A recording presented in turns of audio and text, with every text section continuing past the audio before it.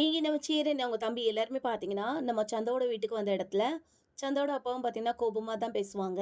இருந்தாலும் பாண்டி முதற்கொண்டு நம்ம சோழன் வேற எல்லாருமே என்ன சொல்லுவாங்கன்னா, பேசாம அவங்களுக்கு கல்யாணம் பண்ணி வச்சிரலாம். அங்க இருந்து 2 நாள்ல கல்யாணம் பண்றதா இருந்தாலும் ஓகே தான். பிரெக்னன்ட்டா வேற இருக்காங்க. ஸோ அதனால சீக்கிரமா பண்ணுனா நல்லது தானே அப்டின்ட்டு பேசிட்டு இருக்கேன். சந்தாவோட அப்பாவும் அப்படிதான் சீக்கிரமா எங்க இதுல பண்ணிட முடியாது. எதுவா இருந்தாலும் இப்ப சொந்தக்காரங்க எல்லாருக்குமே கஷ்டம். ஃபர்ஸ்ட் அவங்கள சமாதானப்படுத்தணும். அதுக்கப்புறம் தான் கல்யாணத்த பத்தி யோசிக்க முடியும்னு சொன்னது மட்டும் இல்லாம, ஒரு நிமிஷம் வந்துடுறேன்னு சொல்லிட்டு பேசி டிஸ்கஸ் பண்ணிட்டு என்ன சொல்லுவாங்க, வேணும்னா நம்ம என்கேஜ்மெண்ட் பண்ணிக்கலாம். எப்பயுமே பொண்ணு வீட்ல தான் என்கேஜ்மெண்ட் பண்ணுவாங்க. அதனால என்கேஜ்மெண்ட் முடிச்சுட்டு, அதுக்கப்புறம் கல்யாணம் இது எல்லாமே நீங்க தான் பார்த்துக்கணும் அப்படின்னு சொல்லியும், உடனே நம்ம சோழனும் பாண்டியும் பார்த்தீங்கன்னா, அப்படின்னா நாங்க கல்யாணம் சென்னையில வச்சு பண்ணிக்கலாமான்னு கேட்க, அது உங்க இஷ்டம். தாராளமா நீங்க சென்னையில வச்சு பண்ணிக்கலாம். ஏன்னா அவ வாழ போறது சென்னையில தானே. அடுத்த வாரம் என்கேஜ்மெண்ட் வச்சுக்கலாம்னு சொன்னதும், நம்ம சேருன்னு பார்த்தீங்கன்னா, அனிஸ் கிட்ட சொல்லி சந்தா கிட்ட பேசணும்னு சொல்லுவாங்க. எனக்கு அன்னைக்கு மண்டபத்துல வச்சு நீ என்ன சொன்னேன்னு எனக்கு புரியல. நீ என்ன நிஜமா பிரெக்னன்ட் ஆயிருக்கியான்னு கேட்க, ஆமா நிஜமா தான். அது எப்படி? எனக்கு ஒண்ணுமே புரியலன்னு சொல்ல, அவங்களா ஒரு கதை எடுத்து விடுவாங்க.